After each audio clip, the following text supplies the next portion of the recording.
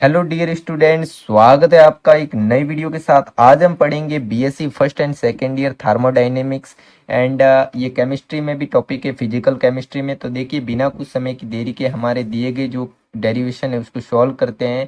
पहला है क्वेश्चन है, समझाइए कि समतापी उत्क्रमणीय प्रसरण में जो तंत्र होता है वो अधिकतम कार्य करता है, यानी मैक्सिमम वर्क करता है। ठीक है, तो समतापी हमें ताप नियत रखना है। ओके, तो और हम आयतन परिवर्तित कर सकते हैं या दाब परिवर्तित कर सकते हैं। ठीक है, तो हमें ताप नियत रखना है, ये बात हमें ध्यान रखनी है। और यदि आप इस YouTube प्लेटफॉर्म पर पहली बार है तो चैनल को सब्सक्राइब जरूर कर लेना, क्योंकि यहाँ पर आपको सभी BSc first to final year maths and physics के वीडियोज मिल जाएंगे एंड केमिस्ट्री के भी।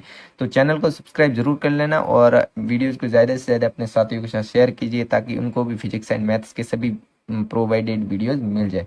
तो देखिए, क्वेश्चन दिया है उसके अनुरूप हम करते हैं। यदि प्रक्रम उत्क्रमणीय है, इसने ही कहा उत्क्रमणीय प्रक्रम, यदि प्रक्रम उत्क्रमणीय यानी रिवर्स बाइसेबल होता है, तब गैस द्वारा जो कार्य किया जाता है वो हमने डेरिवेशन में पढ़ा था। क्या पढ़ा था? जो वर्क होता है डब्ल्यू रिवर्सिबल यानी उत्क्रमणीय में होता है V1 से V2, अगर आयतन के सापेक्ष करे तो क्या होता है PdV। ये तो हमने डेरिवेशन पढ़ी थी आगे भी। तो यहाँ पर देखिए, ये तो थ्योरी भी है ना।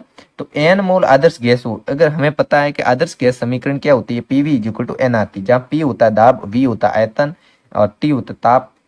जैसे यहाँ पर n होता है, जो भी मूल ले लेते हैं वो, और यहाँ पर p इज इक्वल टू क्या हो जाएगा। देखिए यहाँ पर अगर हम p का मान निकालना है तो n की जगह हमने n एक मोल ले लिया। ठीक है, माना n बराबर एक मोल, तो p इज इक्वल टू क्या हो जाएगा RT अपॉन v, यहाँ से गुणे में वहाँ से भाग में हो जाएगा। तो W रिवर्सिबल यहाँ से V1 से V2 ये एक मानीय समाकलन कर रहे हैं, यानी कि सीमांकन समाकलन कर रहे हैं। तो देखिए यहाँ पर RT अपॉन वी, हमने क्या लिखा, P की जगह ये मान लिखा। अगर यहाँ पर P की जगह P बराबर RT अपॉन वी लिख सकते हैं ना यहाँ। तो इसको आप समीकरण नंबर एक, यहाँ समीकरण देने की जरूरत भी नहीं है क्योंकि डेरिवेशन छोटा ही है। तो P इज इक्वल टू यहाँ से लिख देंगे RT अपॉन वी, आप दे सकते हो समीकरण नंबर एक, यहाँ से दो दो का मान एक में रखने पर P इज इक्वल टू, मैं तो आपको समझाना है तो आपको एक्सप्लेन कर दूंगा। देखिए यहाँ पर P is equal to RT upon V, यहाँ से dV के सापेक्ष हमें समाकलन करना। ओके, यहाँ पर देखिए W रिवर्सिबल, यहाँ से देखिए RT लॉग क्या हो जाएगा इसका, 1/x का समाकलन क्या होता है, log x होता है, तो इस प्रकार इसका हो जाएगा log v। और ये समाकलन V1 से V2 तक हमें मान रखने, जो समाकलन की सीमा है। ओके, अगर हम लॉग को एंटी लॉग में परिवर्तित करेंगे तब यहाँ पर 2.03 RT log V2 माइनस, यहाँ से हमने मान रख लिया। यहाँ पर देखिए v की जगह हमने पहले V2 लिखा, फिर माइनस हो जाएगा, फिर हो जाएगा V1। तो log V2 माइनस V1, हमने log कॉमन ले लिया तो log V2 माइनस V1 हो जाएगा। ओके, यहाँ से देखिए 2.30 log V2 बाई V1। अगर हमें पता है log A माइनस B क्या होता है, log A minus log B क्या होता है, log A अपॉन B, तो log V2 अपॉन V1। अब आदर्श गैस हेतु स्थिर ताप पर, इसने ही कहा है कि जो प्रक्रम होता है, प्रक्रमण होना है वो स्थिर ताप पर होना है, यानी समतापी होना है। स्थिर ताप पर करेंगे तो बॉयल नियम स्थिर ताप यानी समतापी प्रक्रम पर क्या कहता है कि P1 is equal to P1 V1 is equal to P2 V2, यही होता है। मतलब कि आपने ये भी पढ़ा होगा, न किसी किसी ने ये पढ़ा होगा, इस किसी को ध्यान है, मतलब कहने की बात यही है कि जो समतापी प्रक्रम होता है उसमें दाब और आयतन के सापेक्ष होता है, और ताप तो क्या रहता है, नियत रहता है, यानी V2 अपॉन V1 P बराबर P1 अपॉन P2। आपको बॉयल का नियम पता होगा समतापी, है ना। तो यहाँ पर क्या हो जाएगा, जो ये V2 अपॉन V की जगह बराबर हम P1 अपॉन P2 लिख सकते हैं ना। तो ये मैंने मान यहाँ पर रख दिया। देखिए ये log V2 अपॉन V1 है ना, यहाँ पर हमने लिखा P1 अपॉन P2। ये V2 अपॉन V1 की जगह हम क्या लिख सकते हैं ना, P1 अपॉन P2, यहाँ से निकाला। ठीक है, ये स्थिर समतापी प्रक्रम के लिए ये मान होता है।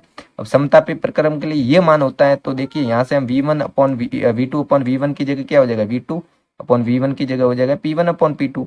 ये मान हमने यहाँ लिख दिया P1 अपॉन P2। इस प्रकार ये इक्वेशन नंबर 2 दे दी।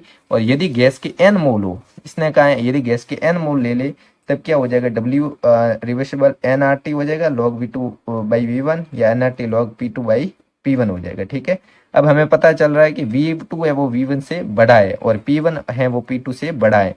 तो ये इतनी सिद्धम हो गया, अब सिद्ध हो गया कि जो समतापी उत्क्रमणीय प्रसरण में किया गया कार्य होता है वो अधिकतम मैक्सिमम वर्क करता है, क्योंकि उसका जो आयतन आ रहा है वो बड़ा हो रहा है, और जो जिस आयतन के लिए दाब आना चाहिए वो यानी कि छोटा आना चाहिए, और एक दूसरे के सापेक्ष वो दाब बड़ा होना चाहिए। तो ये कंडीशन बैठ रही है। तो तो इस प्रकार जो ये डेरिवेशन है हमने सॉल्व कर दिया और मिलते हैं एक नई वीडियोज़ के साथ। तब तक के लिए धन्यवाद, thanks for watching the videos. और ये फिजिक्स का डेरिवेशन अपने साथियों के साथ ज़्यादा से ज़्यादा शेयर कीजिए ताकि सबको, और मैथ्स की भी प्लेलिस्ट बनी हुई है जहाँ पर हमने advance calculus, differential equation, mechanics, जो भी आपकी सेकेंड ईयर की मैथ्स है वो सभी पढ़ाई लिया। वीडियोज़ को चैनल देख लेना, प्लेलिस्ट में बनी हुई है। चैनल को सब्सक्राइब जरूर कर लेना और मिलते हैं एक नए वीडियोज़ के साथ। तब तक के लिए धन्यवाद, thanks for watching the videos.